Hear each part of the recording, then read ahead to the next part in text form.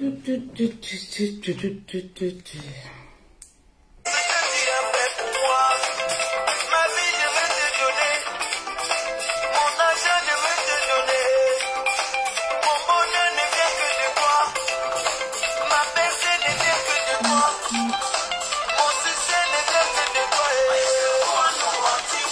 mets ça comme ça ou je mets comment les filles.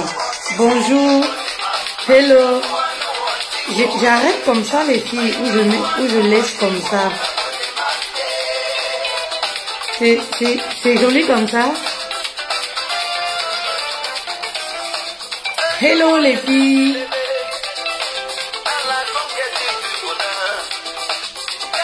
Hi, hello, blonde, how are you? Je laisse comme ça, non? Vous me trouvez comment, les filles? Bonjour.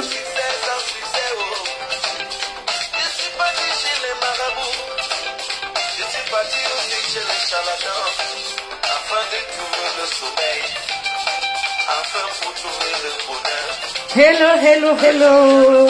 Olivier, bonjour à vous. Bon samedi à vous, comment vous allez? Vous allez bien? J'essaye de bomber l'eau. Maman, j'ai mis l'eau. Vous comprenez comment on fait, non? J'ai bombé. C'est pour ça qu'on dit que les perruques là, faut pas les garder dans les armoires. Faut les accrocher. Parce qu'après, ça s'aplatit. Merci Jacqueline. Je lâche tout, compteur à 0, comme ça. Comme... C'est samedi, non? Un peu de joie. Vous savez où j'ai acheté les morceaux si je vous raconte d'abord l'anecdote là.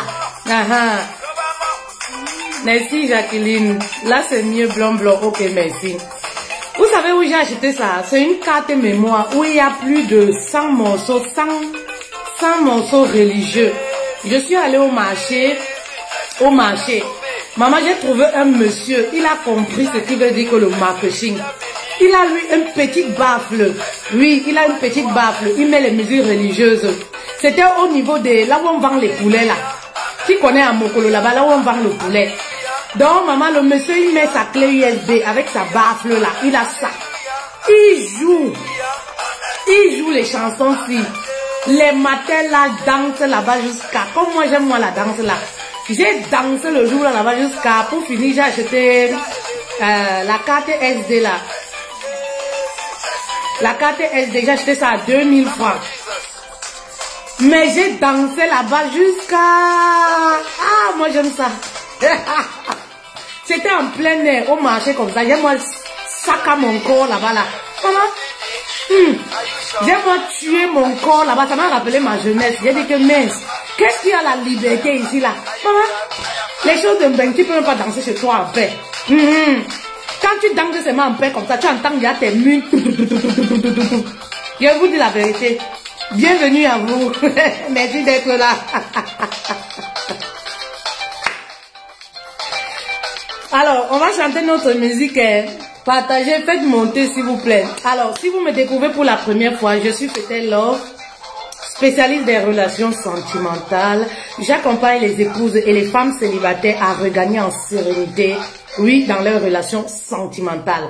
Alors, quoi qu'on dise, marié ou célibataire, tout le monde a droit au bonheur. Donc, sentez-vous ici chez vous. Mais c'est vrai qu'il y a des jours où on tape sur les femmes mariées, les jours où on tape sur les célibataires, on bagarre, mais on est ensemble. Donc, sentez-vous à l'aise, mettez-vous à l'aise, entrez comme vous voulez. Mais faites attention à ce que vous dites. Ici, vous savez qu'on ne parle pas n'importe quoi. Non, on n'insulte pas ici, pardon. Si on m'insulte là, tu bloques seulement. Voilà. Jesus, I love you. Jesus, I love you. I love you so much, oh Jesus Christ. Jesus Christ, hallelujah. Oh, Jesus, my good friend. Jesus, my good friend. I love you so much, oh Jesus Christ. Jesus Christ, alléluia. Jesus, ça c'est la basse, donc ne vous moquez pas. Ça c'est la basse, c'est Jesus, my good friend. Jesus, my good friend. I love you so much, oh Jesus Christ. Jesus Christ, alléluia. Ça me sucre jusqu'à vous pouvez pas comprendre. C'est quand tu aimes quelqu'un de tout ton cœur, quand tu aimes quelqu'un de tout ton cœur, c'est-à-dire que c'est pas la voix qui compte, c'est pas avoir une belle voix qui compte, mais ce sont les paroles, les mots. En tout cas, I love you so much, I love you, I give you my heart, I give you all my skin, I love you God. Allez, je vous l'aime aussi. Alors, qui est là? Qui est absent au rendez-vous? Quand on dit que venez au rendez-vous, vous ne venez pas. Après, c'est les pleurs dans tout le quartier. Tous les jours, les mêmes problèmes. On vous donne les conseils de grand-mère ici, là. Vous ne voulez pas écouter. Et c'est comme ça qu'après, vous pleurez dans tout le quartier. En tout cas, venez il faut venir aux réunions. Il faut assister pour ne pas pleurer après. Bienvenue à mes reines. Voilà, ça se voit que mes reines sont là. Ça se voit, ça se voit. Parce qu'il y a parfois celles-là qui m'écoutent comme si moi, j'étais animatrice de télé. Qui m'écoute, pas de cœur, pas de commentaires. On se demande même. On va continuer le partout de ce thème qu'on a abordé hier. Il y a un monsieur qui va intervenir. Il va intervenir, on va s'édifier. Ce sera un échange. Voilà, vous allez poser également vos questions, partager pour édifier. Je suis une maman célibataire, j'ai les enfants, les pères différents. Voilà, je n'arrive pas à gérer une relation, les hommes me fuient, voilà, les hommes aussi qui ne cessent de fuir, les mamans qui ont plusieurs enfants, les hommes aussi, les hommes aussi sont un cas, C'est pour ça que je dis, ne faites pas les enfants comme ça, les hommes fuient. En Bengla, c'est la catastrophe. Quand tu dis à un homme que tu as les enfants, c'est comme si toi tu l'avais tué. C'est comme si tu avais dit que papa, mes enfants là, tu vas t'en occuper. Ils fuient jusqu'à... Les hommes aussi fuient. Surtout quand tu portes encore tes fardeaux là, ils causent avec toi, ils sentent que tu as des choses de ton passé que tu n'as pas réglées là. Les hommes fuient jusqu'à. Donc aujourd'hui, on va aussi interpeller ces hommes là. C'est pourquoi il faut partager massivement. On va aussi interpeller ces hommes là. Oui. Une femme qui a plusieurs enfants, ce n'est pas un échec. Oui, ce n'est pas toujours un échec. Voilà, une femme qui a plusieurs enfants, c'est pas toujours synonyme d'être une mauvaise femme. Oui, parce que ces enfants-là, on ne fait pas les enfants seuls. Bah oui, elle a fait ses enfants avec quelqu'un. Est-ce qu'on fait les enfants seuls? Je vois comme ça dernièrement, j'ai mis l'annonce d'une de mes reines là, de ma pasto là. Voilà, j'ai mis ça là. Les gens viennent. Oh, comme j'ai écrit 3 enfants, elle recherche quelqu'un, dont les pastes aussi recherchent quelqu'un ici, là. Va reprendre le père de tes enfants, va faire ceci. Mais vous ne savez pas que les choses comme ça, ça frustre. Donc quand on a 3 enfants, on a 4 enfants, on n'a plus droit au bonheur. Et c'est toujours les femmes qui disent les choses comme ça. Oh, on va reprendre le père de tes enfants, il est où? Si le gars, il a fui, vous voulez qu'elle fasse quoi? Si le gars n'est plus, vous voulez qu'elle fasse quoi? Vous voulez qu'elle marche pour accrocher, pour chercher l'homme avec la torche? Les hommes font les enfants, ils fuient. De nos jours, vous ignorez, les hommes africains font les enfants, ils fuient. Combien d'hommes africains, oui, veulent rester, veulent même éduquer une femme qui a les enfants? Oui, combien veulent rester? Ils fuient. Il se dit toujours, vous connaissez la mentalité des hommes africains, si l'autre là est parti, pourquoi c'est moi qui dois rester? Si l'autre là est parti, pourquoi c'est moi qui dois rester? Ah, si elle a déjà 2, 3, 4 enfants, elle n'a pas eu le mari, ça voudrait dire que c'est une mauvaise femme. Voilà la mentalité, voilà comment les hommes, eux, ils réfléchissent, ils voient le truc. Pourtant, il faut entrer en profondeur, il faut creuser pour chercher à savoir. Ça ne fait pas toujours de cette femme une mauvaise femme.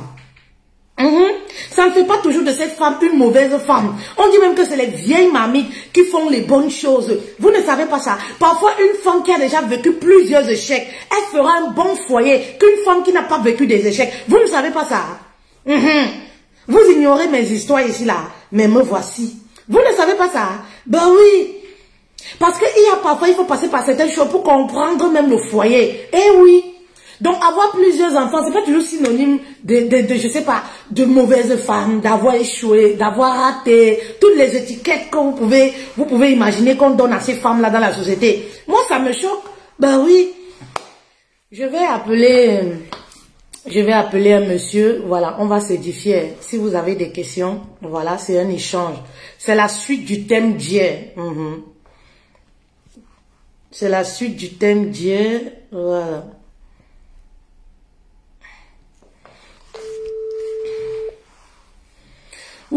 Amélie, vraiment, moi, ça m'a choqué. Moi, c'est parfois, c'est les choses, les trucs. Moi, ça me choque parfois. Oui, allô? Oui, allô, bonjour, fidèle. Oui, bonjour, monsieur, bonjour, comment vous allez? Oui, je vais très bien. Voilà, nous sommes en live, je suis sur haut-parleur. Voilà. Oui. Voilà. Le monsieur, il va témoigner. Oui. Vous avez la parole, vous avez la parole. Oui, je tiens d'abord à vous saluer et à saluer le travail que vous faites. Merci. Sincèrement, c'est un travail qui va amener les femmes du monde entier à pouvoir se reprendre et à pouvoir gagner en bénédiction. C'est très important. Merci beaucoup. Et même en fierté. Merci. Et je ne peux que amener de par mon expérience que je veux expliquer, afin que chacun puisse tirer des leçons et gagner dans les enseignements. Le son est bon chez vous. Vous écoutez très bien. Excusez-moi. Hein. Le son est bon. Et ça va? Oui, c'est bon. Donc, alors, moi j'ai vu une vidéo sur votre page. Cette vidéo de cette dame qui a fait 5 enfants, et puis elle dit que elle ne peut pas avoir un mari parce que le mari va partir, ce n'est plus la peine. Avec 5 enfants, ça voudrait dire qu'elle ne peut plus rien. C'est ce qui m'a fait que je suis sorti de mon trou et j'ai dit bon ok, autant mieux je dois participer pour qu'elle comprenne, pour que cette dernière comprenne et les autres aussi qui n'ont pas pu exposer leurs problèmes puissent comprendre que il y a les voies et moyens de s'en sortir, même si on a 7 enfants. Il y a les voies et moyens de sortir. Et l'essentiel, c'est de prendre la leçon et d'y mettre en pratique. Tout à fait. Je viens. Mon épouse a 2 enfants. J'ai connu mon épouse avec 2 enfants. Et je remarque mon épouse par quoi? Parce qu'il y a quelque chose qui vous attire, qui vous fait remarquer toujours une femme. Je remarque mon épouse pourquoi? Parce qu'elle est assidue au travail. Parce que je l'ai confié des travaux et j'ai vu comment elle était assidue. Vraiment, j'ai été préoccupé. Bon, c'est plus tard que je me suis rendu compte qu'elle avait 2 enfants. Et vous ne pouvez jamais vous rendre compte du comportement d'une femme à l'instant où vous, là, même si vous faites 6 mois, 1 an de fiançailles, il est parfois très difficile. Alors, partagez s'il vous plaît. Oui, on vous écoute. Partagez s'il vous plaît. Faites monter, envoyez les cœurs pour le monsieur s'il vous plaît. Nous avons donc commencé.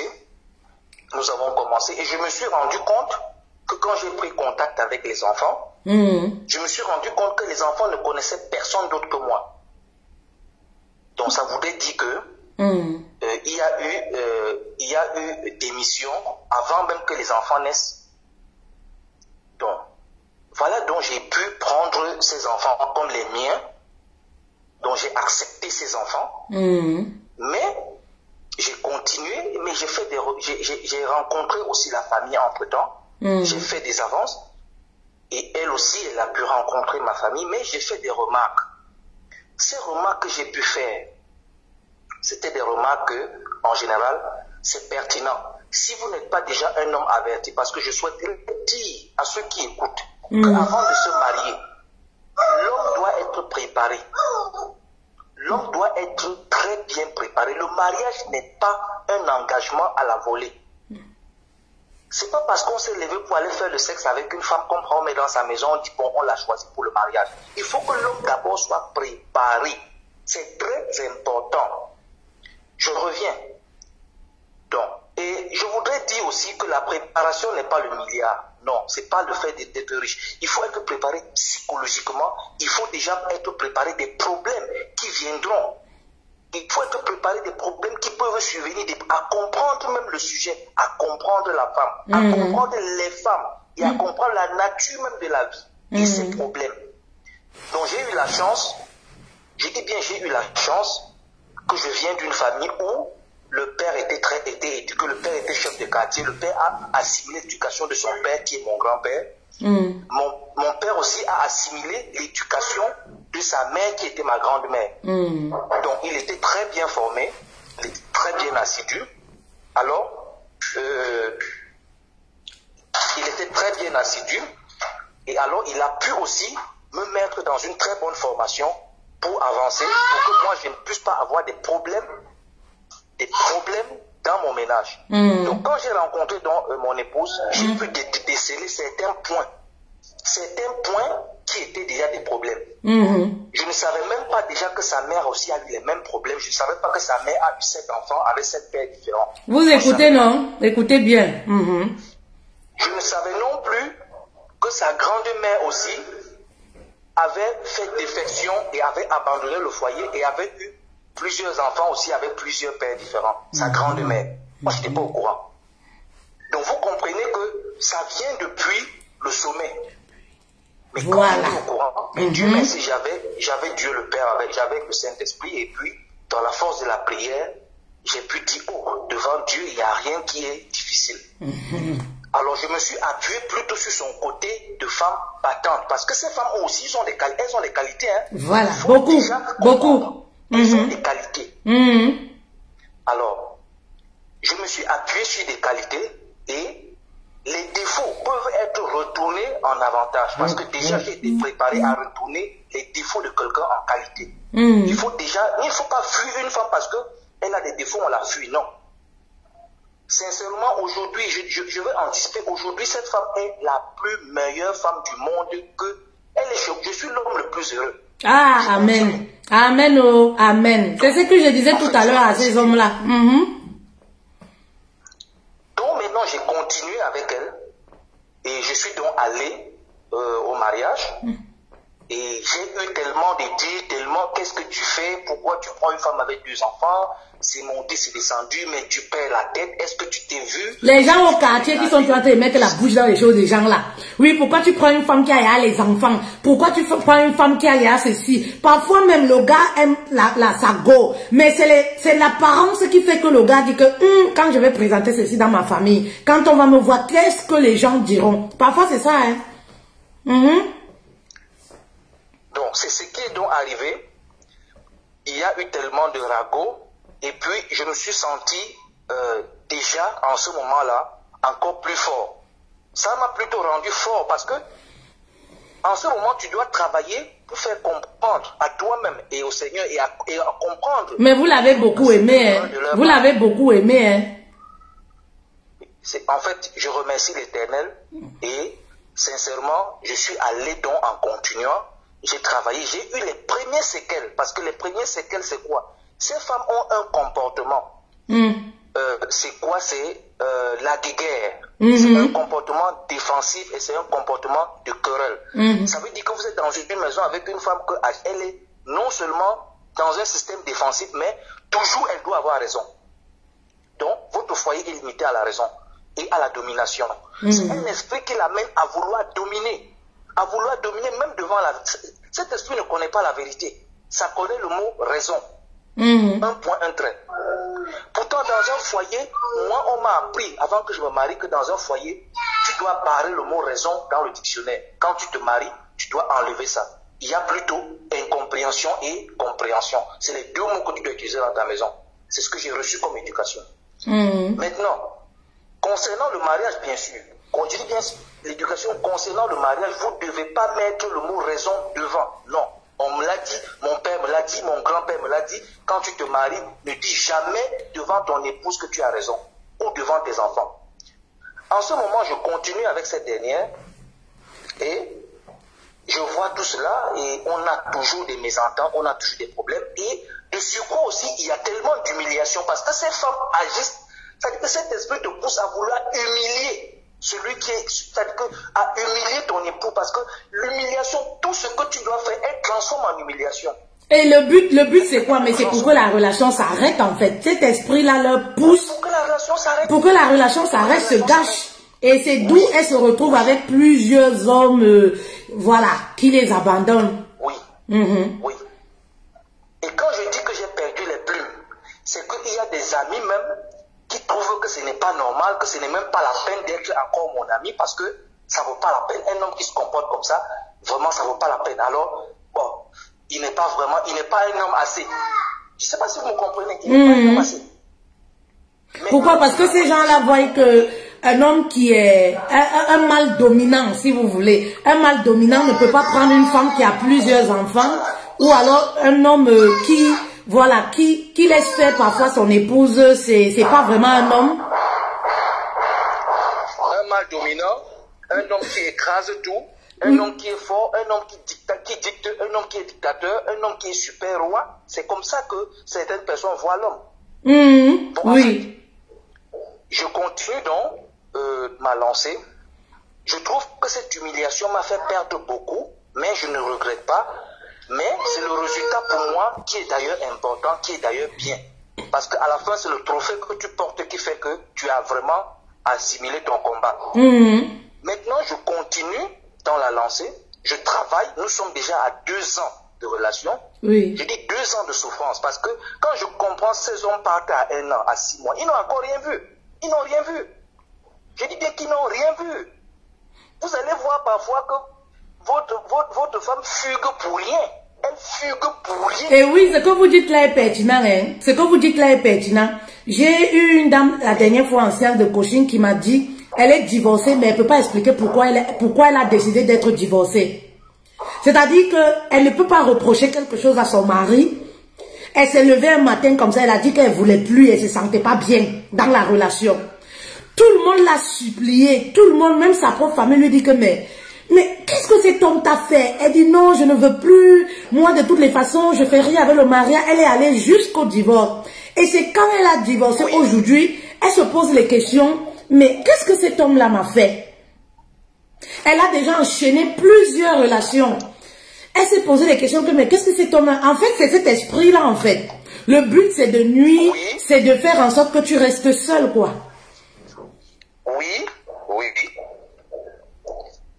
En fait, ce qui va se passer, c'est que quand elle fugue, moi je pars, je vais la chercher tout doucement, je la ramène et je la redépose à la maison, tout doucement, parce que quand elle fugue, plus tard elle va me rappeler ou elle va changer de numéro, plus tard elle me rappelle. Moi je pars la chercher. Je me rappelle que mon grand-père avait dit à mon père à l'époque, parce que les gens disaient à mon grand-père, ta 8e femme là, elle part, elle fait des bêtises, tout le monde sait que c'est elle qui a tort, mais toi tu pars toujours la chercher. Mon grand-père a dit à mon père que, tu sais, je pars la chercher parce que dès que je l'ai épousée, elle m'appartient. C'est mon épouse. C'est comme si vous avez pris une partie de votre corps, vous avez laissé quelque part. Dans une autre maison, quelque part. Ouais, c'est ça. C'est comme ça, donc je dois aller la récupérer pour la ramener chez moi parce que c'est une partie de mon corps. Je ne cherche pas à savoir si elle a tort ou bien si j'ai raison. Parce que la logique, c'est ça. C'est ce que mon grand-père avait dit à mon père. Malgré que j'ai beaucoup de femmes, elle doit être aussi là. Elle doit être là automatiquement. Donc, parfois, il payait même. Il amenait même les chèvres et tout pour donner. Malgré qu'il a raison, il va encore payer pour la ramener. Donc, en fait, c'est déjà un processus. C'est un processus. Il faut être vraiment pour travailler, pour avancer et s'en sortir avec ce genre d'épouse. Il faut automatiquement être bien préparé. Ben, c'est pour ça que les hommes, alors, je ne sais pas si je l'ai dit, certains n'y arrivent pas. Les hommes trouvent que c'est un poids, que c'est trop difficile. Oui. Oui, c'est une raison. Je dis encore une fois de plus que... C'est une raison pour laquelle certains hommes ne supportent pas. Oui. Je peux parler? Oui, allez-y. Donc, en ce moment, vous êtes à la maison, vous ne pouvez pas commissionner votre épouse, vous ne pouvez pas la commissionner parce que quand vous la commissionnez, c'est comme si elle compte le nombre de commissions que vous avez. Moi, je vous dis. Bon, tu veux me dominer pourquoi? Tu veux me dominer pourquoi? Voilà. Tu m'as commissionné 2 fois. La 3e fois, je ne parle plus. 4e fois, non, ça va comme ça. Mais vous devez aussi comprendre, c'est ce que je ne vous coupe pas, mais c'est ce que certains hommes ne comprennent pas. C'est aussi dû à leur passé, c'est aussi dû à leur parcours. Ce sont parfois des blessures, c'est parfois un vécu trop douloureux. Oui, mais en fait, je vous dis que cette éducation commence depuis le bas âge. Parce que ces enfants, ces filles sont formatées par leurs parents. Oui, elles héritent ça, voilà. Oui, j'en parlais hier. Oui, elles héritent ça, oui. Elles héritent ça. Oui. Vous pouvez trouver dans une famille, si une femme a accouché 3 filles, il y en a 2 qui ont pris ça, il y a peut-être une qui n'a pas pris. Parfois, c'est les 3 qui ont pris. Et ça continue. Oui. Et même les garçons aussi dans la famille prennent aussi le même esprit. Vous trouvez, ils sont instables dans leur foyer. Ils changent les femmes. Ils changent les femmes. Oui, tout à fait. Ils changent les femmes. Donc, alors, j'ai continué, mais j'ai prié, j'ai travaillé dans le plus grand calme possible. Et je me suis appuyé sur l'expérience. Je dis bien sûr l'expérience que j'ai parcourue durant le vécu dans ma famille. Parce que quand je dis mon père était chef de quartier, il résolvait beaucoup de problèmes de couple. Et nous étions exposés à suivre comment ces choses-là se résolvent. Parce que beaucoup entrent en mariage sans même jamais écouter le problème d'un couple quelque part. Ils entrent en mariage comme ça. Ils ne savent même pas quel type de problème peut surgir dans un couple. Ils ne savent pas. Bon, quand ils vivent ça, ils portent leur sac et fuient. Ils ne trouvent pas que c'est normal. C'est très normal. Donc, j'ai donc continué avec la prière. J'ai travaillé. Ceci a commencé à baisser déjà à la naissance de mon fils, du troisième. À la naissance du troisième, j'ai accéléré la prière parce que c'était un temps de cassement où elle est fatiguée, où elle est reposée, où elle doit se reposer. C'est là où j'ai pris l'occasion. Maintenant, j'ai accéléré avec la prière et j'ai accéléré aussi avec sa rééducation. Parce que vous ne pouvez pas vous lever un de ces 4 matins, vous éduquer une femme qui a fait 20 ans dans un comportement, vous vous levez un de ces 4 matins, vous voulez l'imposer votre attitude. Donc, j'ai commencé par me plier, à accepter ce qu'elle voulait. C'est-à-dire que j'accepte ce qu'elle veut et maintenant, je lui montre aussi les bonnes qualités que moi j'ai. En fait, je ne vous coupe pas, je me retrouve beaucoup dans vos dits. Je retrouve beaucoup le processus, le cheminement de mon couple. Je le retrouve beaucoup dans vos dits avec mon mari. Moi j'avais une impulsivité, c'est pareil,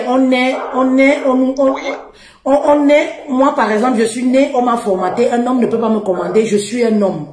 Vous voyez, je suis un homme, je suis, voilà, l'héritière, je suis.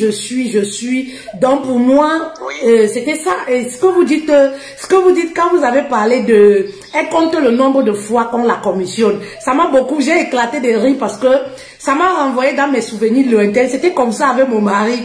Il ne pouvait pas me dire que quand je venais chez lui, s'il te plaît, donne-moi l'eau là-bas. Il dit que papa, me lève pour te donner l'eau, que toi tu fais quoi assis? Parfois il me dit, donne-moi l'eau, s'il te plaît, donne-moi le taille-ongle qui est à côté de toi. Je prends le taille-ongle, je lui donne. Il me dit encore, il dit que hey, ça fait 2 fois que tu m'envoies. Hein. Moi je ne suis pas ton enfant, hein, ça fait 2 fois que tu m'envoies. Il dit que merde. Envoyer quelqu'un, tu es à côté de quelque chose, me donner le verre là, ça te fait quoi? Il dit que les choses comme ça, c'est comme ça que ça commence souvent. Moi, je ne suis pas ton enfant. Et tellement je faisais des choses à ce monsieur, c'est sa sérénité qui m'a gagné. Et c'est ça qui m'a vraiment transformé. Sa maturité, sa sérénité, droit dans ses baskets. C'est-à-dire, j'avais laissé, au début de notre relation, j'avais laissé mon studio à Ivry-Couronne. Dès qu'on avait un petit pépin, je tirais mes valises, je rentrais chez moi et tout. Le monsieur, il ne cherchait pas à savoir si j'ai raison, si j'ai tort. Il vient, il me récupère. C'est bien que même les voisins me connaissaient déjà. Jusqu'à ce que quand je sortais comme ça, là, ils courent avec la voiture. Même les mamies ouvrent leurs fenêtres pour dire que Madeleine, s'il te plaît, ne fais pas ça. Le monsieur, il t'aime beaucoup. Il faut partir. Il vient. Parfois, quand je plie mes choses, je dis que je pars. Il restait là aux escaliers. Il me dit que, mais laisse-moi alors aller te déposer. Laisse-moi alors aller te déposer. Je veux pas que quelque chose de mal t'arrive.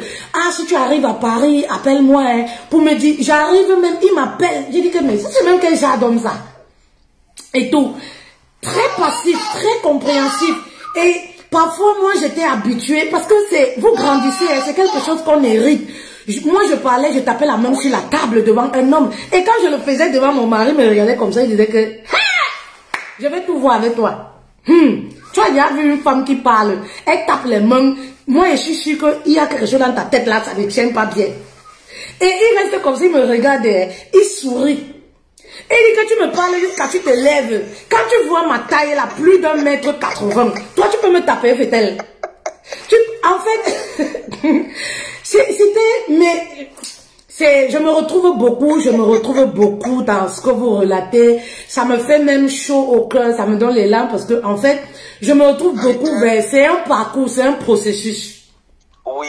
Oui, c'est... Votre mari savait déjà de quoi vous souffrez. Voilà, c'est de la même façon que mon épouse ici, quand elle le faisait, moi, comme vous voyez, je suis 1,76 m. 1,76 m, je suis sportif, je ne fume pas, je ne bois pas. Je fais des arts martiaux. Et je le dis sincèrement, et je suis actuellement à 85 kilos. Imaginez-vous, quand mon épouse me parlait, elle se levait de la même façon, elle parlait, elle tape la main sur la table. Imaginez-vous un seul instant, un rouleau compresseur comme moi, si je veux bouger. C'est ce que mon mari me disait, il dit qu'attends, un homme de plus d'1,80 m, c'est-à-dire plus d'1,85 m, toi tu te lèves, tu tapes la main sur la table. Vraiment, moi je ne sais pas. Je ne sais pas moi, je ne sais pas de toute ma vie, je n'ai jamais vu ça de toute ma vie. Mais je suis sûre que dans ta tête, il doit avoir des choses... Moi, je te regarde, je dis qu'il doit y avoir des choses qui ne vont pas bien dans ta tête. Dans ta tête. Donc, je continue en disant ceci. J'ai subi tout cela pour pouvoir lui faire comprendre un certain nombre de choses. Quand elle faisait les choses mal, si je reproche, je vois qu'elle bavarde trop, je ne reproche plus. Quand elle a fait mal, je viens, je rectifie. Par exemple, s'il faut ranger, je viens, je range à la façon. Parce que quand un homme t'épouse, c'est pour que tu t'adaptes un peu à son système. Tu ne dois pas ranger à la façon dont tu rangeais chez tes parents. Parce que tes parents, tu n'avais pas une maison. Chez tes parents, tu étais dans une chambre où peut-être vous étiez 2 ou 3. Quand tu arrives chez un homme, c'est une maison qui vous appartient tous et tu dois ranger à la bonne façon dont il souhaite. Donc je passais moi-même, je range à la cuisine. Je fais la cuisine comme moi je pense parce que mon père m'a appris à faire la cuisine et ma mère aussi. Et alors, je fais la cuisine comme je veux faire la cuisine et je lui fais constater par le résultat. Alors, en ce moment-là, elle s'adapte. Donc, je ne parlais plus beaucoup, mais je passais plutôt à l'acte. À l'acte. À l'acte. Est-ce qu'il y a des hommes là-bas qui comprennent? Il faut partager ça à vos gars, à vos maris. Oui. Comment on éduque une femme qui a des blessures? Comment on éduque une femme seule qui a plusieurs enfants? Comment on fait pour gagner le cœur même? Oui, on fait pour gagner le cœur d'une femme. Oui, d'une maman solo. Comment on fait pour gagner le cœur d'une femme? Oui, qui a un vécu, une histoire. Oui, oui, oui, oui, oui. Donc, en ce moment-là, ses propres habits dans la valise, je renverse, je repasse les chemises, je plie. Et je plie, parfois je plie, je finis de plier, je laisse un habit que j'ai repassé, je n'ai pas plié, pour qu'elle voit comment j'ai plié, pour qu'elle voit les courbes, pour qu'elle voit au moins le classement, elle voit comment je classe les habits des enfants, elle voit comment, ça dit que je laisse et je travaille, je fais ça pendant près de 1 mois ou 2, et puis je ralentis. Je vous dis, je me retrouve dans tout ce que vous racontez. Vraiment de Dieu, je me retrouve dans tout ce que vous racontez. C'est comme si c'était... Vous voyez que nous les femmes, on a à peu près les mêmes parcours. Et nous les femmes, on a à peu près les mêmes problèmes. Je me retrouve dans tout. Je ne faisais rien chez le monsieur. Le monsieur faisait tout. Il se lève, il prépare, il fait son nettoyage, il fait tout. Les gens lui demandent que mais tu as une copine? Non. Il dit non. Il finit de préparer, je suis sur mon téléphone, il vient me donner sur le lit. Ben oui, j'aimais porter les tailles basses. J'aimais porter les tailles basses, j'aimais dénuder mon corps. Quand on arrivait quelque part, les gens l'appelaient pour lui faire la remarque. J'ai dit que mais, j'ai dit, donc moi je vais changer ma façon de m'habiller. Quand on fait les tatouages, est-ce que c'est pour les cacher? Quand on fait les tatouages, c'est pour les montrer, non? C'est pour les cacher. Moi je ne veux pas être avec un homme qui va me comprimer, pardon. Le monsieur, tout ce que je faisais, il acceptait. Lui-même il dit aux gens devant moi que non, moi je vois qu'elle aime bien s'habiller comme ça, elle aime ça. Le monsieur ne m'a jamais dit que changer ton style vestimentaire. Il m'a jamais dit que comme tu vois là, je veux que tu dois être comme ça, comme ça, comme ça. Mais de par sa sérénité, sa façon de faire, il m'a transformé, il a changé ma façon d'être. Moi-même, j'ai commencé à avoir toute seule honte. Quand je me marchais, je me dénudais. Je marchais avec lui, j'étais dénudée. Ça commençait à me faire bizarre, à me paraître bizarre. Toute seule, hein. Le week-end, il repasse ses habits, il fait tout, il repasse ses choses, il fait. Je vois comment il fait. Je dis que... Donc,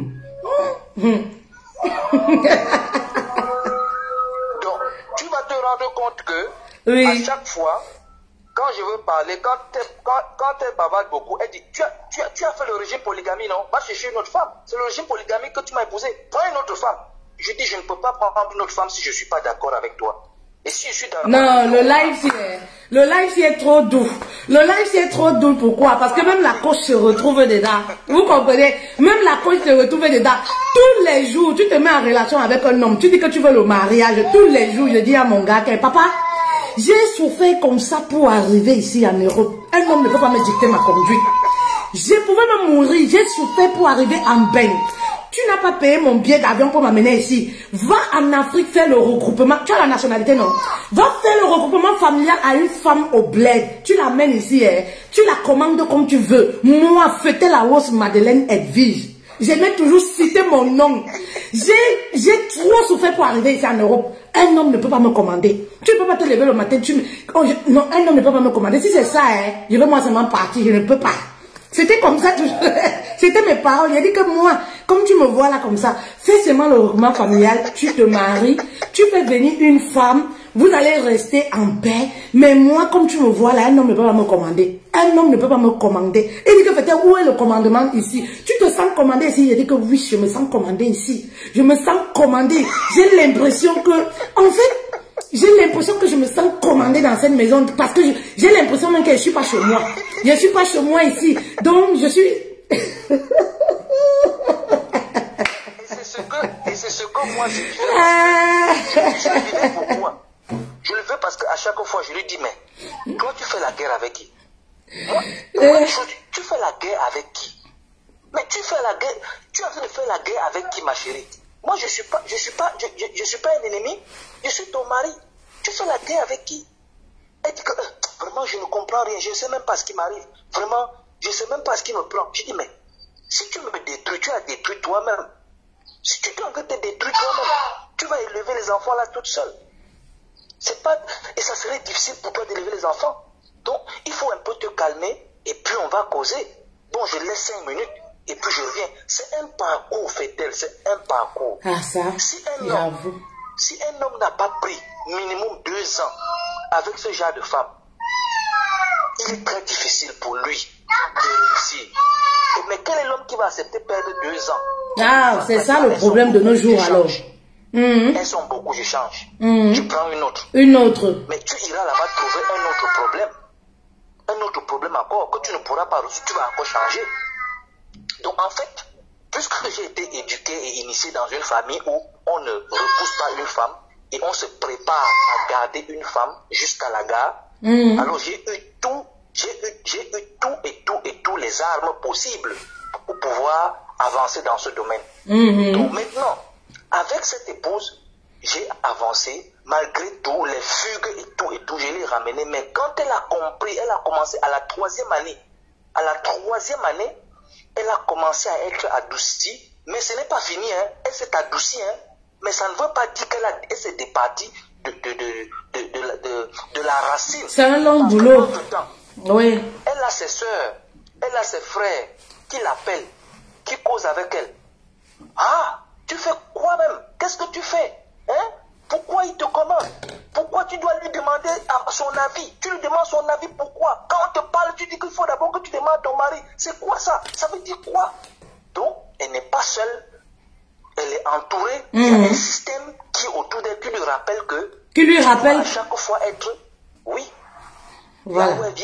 Là où elle vient, dans quel cercle elle appartient, les cercles de femmes qui désobéissent, les cercles de personnes qui font ceci, font cela. Donc en ce moment-là, c'est comme un secte, c'est comme un groupe de personnes qui appartiennent à un secte. Donc on te dit que si tu obéis à l'homme là, ça veut dire que tu es en train de dévier dans les règles, des choses. C'est très pertinent. Très pertinent. Donc, ce que vous dites. Vraiment, j'ai énormément souffert. Alors le deuxième enfant est venu. Quand le deuxième enfant est venu, donc j'avais déjà 4 enfants. plus les deux avec mes deux, le deuxième enfant est venu. Elle m'a encore fait une fugue avec le deuxième enfant. Je ne sais pas si on se comprend. Oui. Elle m'a fait une fugue avec le deuxième enfant. Est-ce que vous êtes là, vous écoutez? Mettez les cœurs pour le monsieur, s'il vous plaît. Pardon?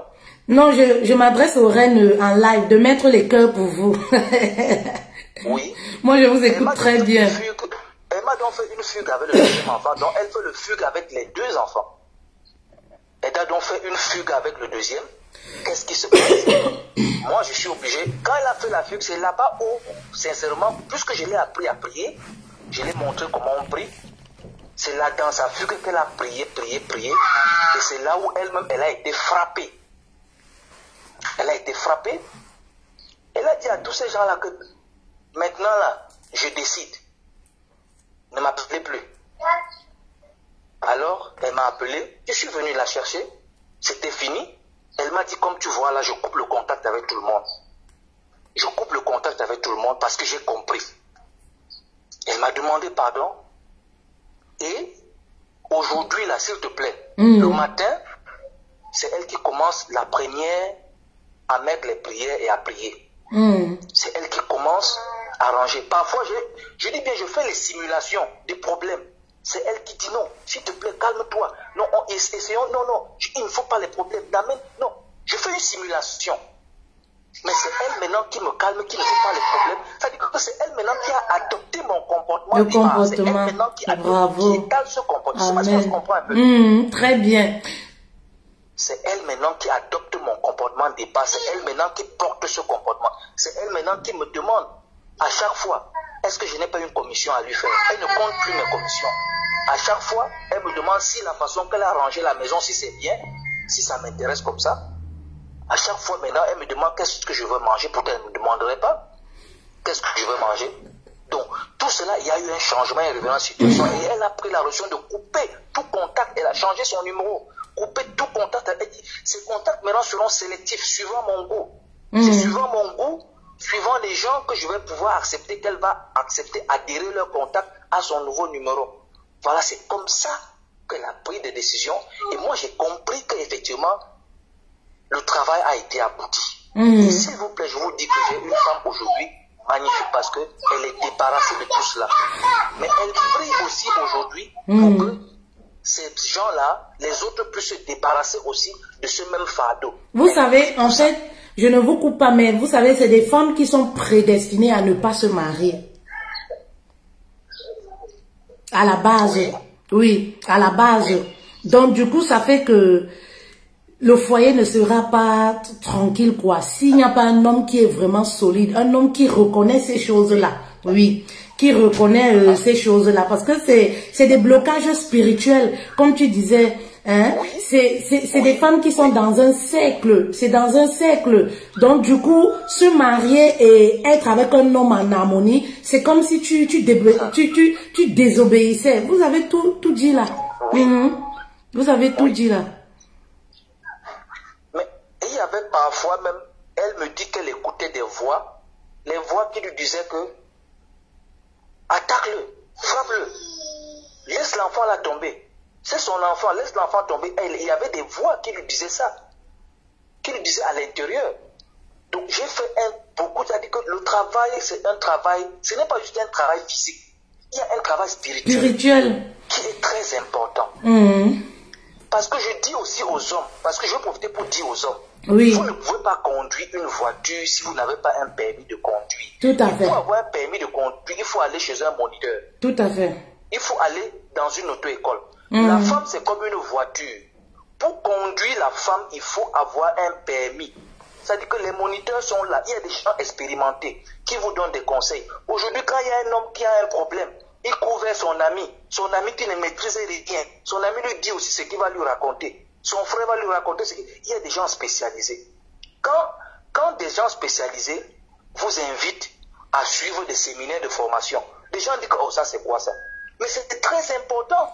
C'est comme tu prends une voiture sans permis de conduire, tu sais pour un temps. Tous les jours. C'est clair. C'est pour ça qu'il y a les divorces. Moi, j'ai j'ai eu de cette façon-là un héritage venant depuis mon grand-père. Ça veut dire que de façon involontaire, j'ai commencé à être initié à une vie de famille, même quand je n'avais même pas encore 15 ans. J'avais 10 ans. J'ai commencé déjà à être initié sans le savoir. C'est aujourd'hui qu'il y a certaines choses qui reviennent, que je vois que c'était un enseignement. Je joins juste ça. Les gens ne peuvent pas comprendre. On ne se lève pas un matin comme ça, on prend une femme, on met à la maison et puis on se met à raconter des problèmes aux gens à son ami avec qui on a bu une bière, ou bien on était au bar, ou bien on a mangé au restaurant, et puis on a fait ci, on a fait cela. Ça va détruire le couple. Et je voudrais dire à cette femme qui a eu 5 enfants, que j'ai suivi son live avec vous là-bas. Je voudrais lui dire de ne pas perdre espoir. La seule chose qu'elle doit faire, parce que de par ce que j'ai traversé, mon épouse va aussi avoir 5 enfants. Elle pouvait avoir 5 enfants avant que je la rencontre. Généralement, ça s'arrête jamais comme ça.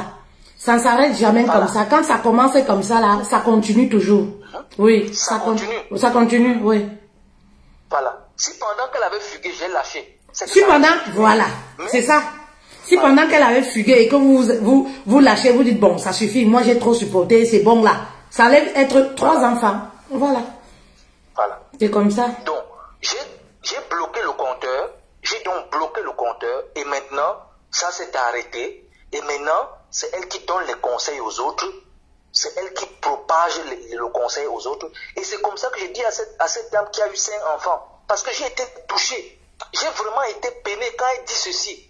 Pour une femme avec 5 enfants, quand elle dit que non, ce n'est pas la peine d'aller encore dans une relation parce que lui aussi il va partir. Il va partir. Non mais moi, tu vois, donc c'est un désespoir flagrant qui est écœurant. Comment est-ce que tu peux éduquer les enfants sans un homme? C'est impossible. L'éducation devient une éducation à moitié amoindrie. Donc la seule chose que je peux demander à cette dame, à travers mon expérience, à travers mon vécu, je lui demande juste de passer la première chose à l'autocritique d'elle-même. La prière, c'est-à-dire que prier et faire son autocritique. De faire son autocritique et de prier parce que personne n'est parfait. Il n'y a pas un être que Dieu a créé qui est parfait. Mais quand elle va prier et faire son autocritique, elle va elle-même voir que voici là où moi, je suis en train, que j'ai hérité, mais voici là où moi, j'ai continué à mettre sur pied l'héritage que j'ai eu. Parce qu'à un moment donné, c'est elle qui doit bloquer cet héritage. Même si pour l'instant, quelqu'un d'autre va venir. Quelqu'un d'autre va venir pour pouvoir l'aider dans ce sens. C'est très important, Fétel. Merci beaucoup. Je voulais vous poser une question aussi. Vous êtes un homme, mais on a l'occasion d'avoir un homme. Voilà, c'est vraiment... on se sent honoré. Voilà, merci déjà. Je voulais vous poser une question en tant qu'un homme. Qu'est-ce qui peut empêcher un homme d'épouser une femme qui a plusieurs enfants? Bon, et la première chose, c'est quand dira-t-on? C'est le quand dira-t-on qui va d'abord l'empêcher. Qui va d'abord son premier... Le regard des autres. Qu'est-ce que les gens vont dire? Oui. Oui, le langage des autres. C'est d'abord ça. Et la deuxième chose, c'est quoi? C'est que s'il traverse le camp dira-t-on, s'il traverse le camp dira-t-on, il va chercher à comprendre si cette femme est encore en contact avec le père des autres enfants. C'est-à-dire que si cette femme est en contact avec le père des autres enfants, ça peut l'irriter. Ça veut dire que si ils se rencontrent encore, ça peut l'irriter. Mais s'ils communiquent, ils ne sont plus dans la même ville, il peut encore accepter. Mais s'ils sont dans la même ville et qu'ils communiquent avec, ça peut l'irriter. Mais si il constate que cette femme n'est même plus en contact avec aucun de ses parents, ça va pas l'irriter. Et il y a encore une autre situation dans ce fait où l'homme trouve une femme avec 5 enfants. Vous savez, les femmes en général, quand elles vous donnent le rapport de sa vie, elle ne va jamais permettre que vous rencontrez même un de ces hommes.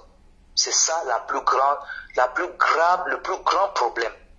Généralement, quand vous demandez à rencontrer un des pères, elle refuse. Parce que les hommes là il y a certains hommes qui disent que bon, je veux vivre avec toi, mais je veux rencontrer un des pères pour savoir réellement ce qui s'est passé. Parce que toi, tu m'as donné ta version. Et même je vais rencontrer un des pères. Je vous coupe pas. Est-ce que c'est nécessaire de rencontrer le père des enfants? En fait, première chose, ce n'est pas nécessaire si tu veux l'épouser. Mais c'est nécessaire pour des conseillers, pour quelqu'un qui conseille cette femme, de causer avec un des pères pour que lui, il ait une version. Les gars qui sont mauvais ici, là, dehors, comme ça, là, tu as ton gars, par exemple, qui veut t'épouser. Tu peux présenter ton ex, je considère ça, ton ex, c'est-à-dire le papa, un des papas de tes enfants. Il va pas saboter derrière ta nouvelle relation. Mais vous savez très bien que dans un diagnostic, il y a un biogramme. Ce biogramme-là permet de découvrir la nature du microbe. Généralement, même s'il sabote, ça permet de découvrir la nature du comportement que lui doit combattre. C'est très important. Parce que s'il ne connaît pas la nature du microbe qu'il doit combattre, la nature du comportement qu'il doit combattre chez la femme, c'est parfois très difficile, c'est embêtant. Je ne sais pas si on se comprend un peu. Par exemple, toi qui conseilles ces femmes qui ont déjà 4 enfants avec des pères différents, il serait même très préférable pour toi de rencontrer un des pères pour comprendre aussi leur version. Parce qu'il est très difficile de dire la vérité de soi-même. Et suivant mon expérience, il est très difficile. À moins que tu aies la crainte de Dieu et que toi-même tu t'auto-critiques. C'est-à-dire que tu te donnes, tu dis que j'ai un nez qui est court et voilà mon nez est court, je ne peux pas porter des gros lunettes et tu t'arrêtes à ce niveau. Mais il y a les autres qui disent que non, je n'ai pas un nez qui est court. Bon, ça c'est un exemple. Bon, maintenant, quand tu procèdes ainsi, tu vas déterminer la nature. C'est un antibiogramme que tu es en train de faire. Tu vas déterminer la nature du micro et tu vas donner maintenant une ordonnance bien spécifique. Et donc, c'est mon conseil que je donne toujours.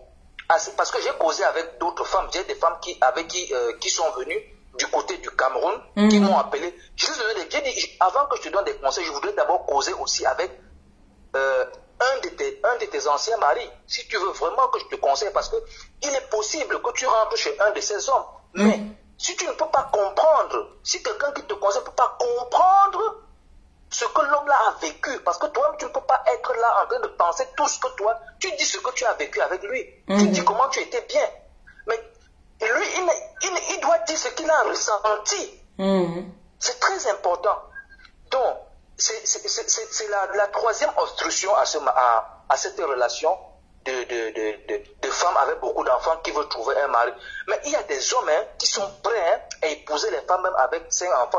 Parce que pour dire que c'est les femmes qui ont déjà fait tout genre d'accident. Donc, une femme qui a fait tout genre d'accident, c'est une femme qui n'a plus d'accident à faire et elle sera bien. Mais le souci qu'on a, c'est que aujourd'hui, on se rend compte que, ça c'est de pas mes expériences, parce que je suis entourée des femmes, j'encadre les femmes au quotidien, elles ont peur de se mettre en couple, elles ne croient plus au mariage en fait. Je veux parler du mariage, elles n'y croient plus.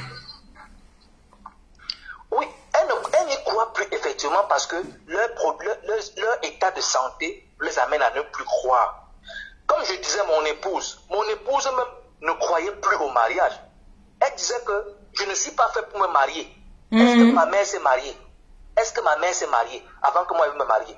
Voilà les questions qu'elle me disait tout le temps. Donc, elles vont toujours te dire ça parce qu'elles ne sont pas en santé. Et maintenant, c'est au docteur et aux médecins, comme tu les tiens, c'est au docteur et aux médecins de les amener les éléments qui vont permettre que leurs cancers peuvent être éradiqués. C'est ça la vérité. Parce qu'elles sont dans un cas de frustration. Et maintenant, les hommes qu'elles vont rencontrer, parce que, attention, les hommes sont pour beaucoup dans le traitement de ces femmes. Elles sont pour beaucoup dans la guérison de ces femmes. Ils sont pour beaucoup dans la guérison de ces femmes. C'est très important. Ces hommes, une femme ne peut pas se guérir seule. À l'époque, quand j'étais en formation au Nigeria, à Port Harcourt, mon pasteur père, en ce moment-là, il y avait des femmes qui venaient rester là-bas dans la cité des mois et des mois pour se soigner parce qu'elles n'ont pas d'hommes en ce moment-là. Ces femmes avaient déjà fait l'enfant, les enfants avaient plusieurs hommes. Elles restaient là-bas 7 mois, 8 mois, 1 an.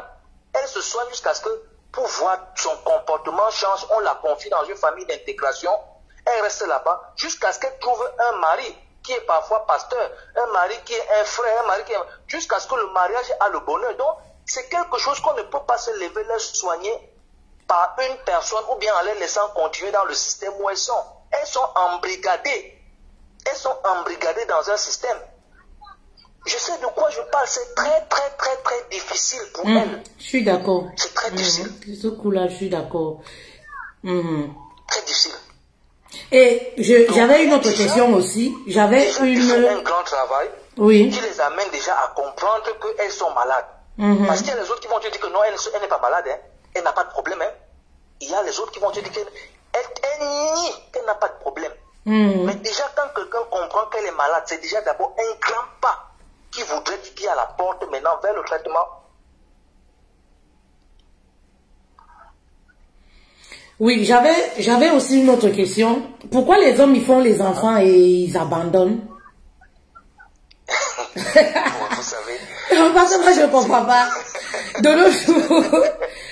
Parce que, surtout chez nous, là-bas, les gens de l'Afrique centrale, trop de voyous, trop d'irresponsables, excusez-moi, trop d'irresponsables. Les hommes, ils font les enfants, ils s'en occupent pas. C'est-à-dire qu'ils comptent seulement, j'ai 2 enfants, j'ai 3 enfants, il ne sait pas si l'enfant va à l'école, il abandonne. Et demain, ce sont ces mêmes hommes qui recherchent les femmes, recherchent une femme sans enfants, recherchent une femme célibataire sans enfants. Mais pourtant, toi-même, tu as les enfants, pourquoi tu ne vas pas aussi prendre, pourquoi tu abandonnes? Et les autres enfants, ils ne s'en occupent même pas. Pourquoi les hommes, ils font les enfants, ils ne s'en occupent pas? Surtout les hommes de l'Afrique centrale. Dès qu'il fait un enfant, la relation commence à se gâter. Et quand il n'a plus de rapport sexuel avec toi, il ne donne même pas 100 francs à l'enfant. Ça, c'est quelque chose que je ne comprends pas. Fait-elle, sincèrement, est-ce que tu me suis? Oui, très bien. C'est un problème d'éducation. Vous savez, quand vous regardez en Afrique centrale, le problème d'éducation a gangréné notre société. Les garçons sortent dans un foyer ou bien dans une famille de mères célibataires, dans une famille où ils vivent chez l'oncle ou chez la tante. C'est d'abord ce problème-là qui mine notre société. Deuxième chose, pour le problème des hommes qui abandonnent les enfants et partent, c'est-à-dire que c'est des gens qui sont entrés dans une relation d'abord étant motivés par le sexe. L'enfant n'était pas compté dans la relation sexuelle. Donc il est survenu comme ça. Ok, moi je ne comptais pas, quand je venais me mettre à l'aise, je ne comptais pas qu'il devait sortir. Donc s'il est sorti, c'est ton affaire, il s'en va. Ce que je voudrais dire aux femmes, il faudrait que les femmes aussi arrêtent de pouvoir sélectionner des hommes. C'est-à-dire que de pouvoir avoir des critères, parce que les femmes tombent dans ce pied-là parce qu'elles sélectionnent les hommes avec des critères. Quand vous dites les critères, ça veut dire quoi? Parce que, voilà, quand on parle de mariage, il faut quand même avoir les critères. Vous voulez dire les critères surélevés ou alors... Non, quand ces femmes-là veulent sélectionner les hommes, elles ne partent pas vers ces hommes-là parce que c'est... Tu sais, quand elles vont vers cet homme-là, elles ne vont pas parce que c'est une relation de mariage. Ils vont d'abord en relation de concubinage. Cette relation que tu vois où les enfants sont abandonnés. Le point de départ, c'est le concubinage. Une relation qui commence par la relation où l'homme a l'intention de t'épouser. Franchement, quand il vient vers toi, il ne court même pas d'abord vers le sexe. Il détecte des comportements en toi, des attitudes en toi qu'il attire comme un aimant. Lance le morceau de fer en route là-bas. Tu passes avec l'aimant. L'aimant va sauter accroché sur le fer. Donc, c'est ton comportement qui fait qu'il saute, il s'accroche sur toi. Maintenant, il peut rester avec toi, il supporte. Il ne fait pas l'amour avec toi. Il supporte, il continue à t'étudier. Voilà la relation qui vient dans ce qu'on appelle le goût du mariage. Mais maintenant, quand les gens commencent à se rencontrer parce qu'ils ne veulent pas dormir seuls sur le lit, et puis l'appétit vient en mangeant, et maintenant ils décident de continuer leur appétit en restant. L'enfant vient, c'est là où je dis bien que le gars commence à se poser la question, qu'est-ce que je fais même là? Pourquoi même j'étais ici? La femme maintenant, elle a besoin d'un compagnon. Tu ne peux pas transformer l'esprit d'un homme. Un homme qui n'est pas venu vers toi pour le mariage, tu ne peux pas le transformer. Tu veux le transformer en coup de roue, ça va toujours s'arrêter, ça va se casser. Et c'est la raison pour laquelle il fait l'enfant, il ne s'occupe même pas de son enfant. Mais ces hommes-là, ils ont ce problème. Il va pouvoir partir et oublier l'enfant. Mais pour ceux qui font mieux, je dis bien pour ceux qui font mieux, ils vont envoyer un peu d'argent parce que c'est des gens qui n'ont pas compris que l'enfant est innocent et que l'enfant n'a pas demandé à venir. Ah, ils ne sont pas nombreux en Afrique centrale, au Cameroun là-bas. Là. Quand tu vois un homme qui prend bien soin de la mère de son enfant, c'est qu'il couche encore. Quand tu vois un homme qui prend bien soin de son enfant, c'est qu'il couche encore avec la mère de l'enfant, qui entretient les bonnes relations. Quand tu dis que je mets le cadenas là-bas, papa, tu as déjà fait ta vie, tu es marié, tu as ta vie, j'ai ma vie, occupe-toi de l'enfant. Il dit que niet, tu as les chauds, non? Toi-même, tu as les chauds, non? Pourquoi tes chauds là ne s'occupent pas de l'enfant? Tu es marié, non? Va dire à ton feignant de mari là, qui t'a arraché chez moi, qui doit aussi s'occuper de l'enfant. C'est monté comme ça, c'est descendu comme ça. Pour s'occuper de son propre enfant, on doit, je sais pas, on doit mener les enquêtes à la rentrée pour ça, pour qu'il donne l'argent. On doit aller faire les requêtes dans les lieux de service pour qu'ils donnent l'argent. Enfin, ils n'ont même pas cette volonté. Mais Fété, je voudrais te dire quelque chose encore. Tu sais que c'est la femme qui a son cycle, non? C'est la femme qui contrôle son cycle. Tu sais à quel moment c'est une période féconde. Je sais. Mais maintenant, quand cette femme-là décide de s'engager, ça veut dire que elle a eu à prendre conscience et à prendre connaissance des indicateurs. Parce qu'il y a des indicateurs sur lesquels il faut s'appuyer pour pouvoir accepter un homme, pour pouvoir enfanter d'un homme. Parce que la femme que tu vois, elle n'enfante pas, elle ne prend pas l'enfant avec n'importe quel homme. Hein. C'est la nature de la femme. Elle cherche un homme toujours robuste, un homme qui est d'ailleurs robuste, un homme qui est soit financièrement bien gagné. À cause des mensonges de l'homme, non? À cause des mensonges de l'homme, ça c'est ils sont dans la phase de lova-lova. Quand il y a le lova-lova, les gars qui ne s'occupent pas des enfants là, je vais te dire, les irresponsables, les gars qui ne s'occupent pas des enfants là, ils ont la bouche mielleuse et ils aiment l'histoire d'enfants. Quand ils te draguent, ils commencent à appeler la mère de ma future fille, la mère de mon futur garçon. C'est toi qui vas me faire l'héritier. Tu sais que je n'ai que des filles. C'est toi qui vas me donner mon héritier. C'est toi qui vas me donner comme ça. En tout cas, je veux que ma fille soit belle comme toi. Ils ont la parole. Le langage facile. Ouais, ils ont le moronto dans la bouche. Et c'est pour ça aussi que, maman, comme les femmes, voilà, les femmes aiment les hommes qui parlent bien. Les femmes aiment les hommes, voilà, qui racontent. Les femmes aiment qu'on les fasse rêver, quoi. C'est la nature de la femme. Elles aiment bien rêver. Oui, oui. Donc, du coup, elle accepte aussi parce qu'elle voit son bonheur. Oui, je suis d'accord avec toi, comme tu disais. Elle accepte parce que, voilà, elle voit son bonheur. Mais sauf que le monsieur, il va pas... Parce que souvent, très souvent, c'est quoi? Comme aujourd'hui, par exemple. Aujourd'hui, par exemple, les femmes qui donnent les enfants aux hommes, parfois, c'est les hommes qui demandent.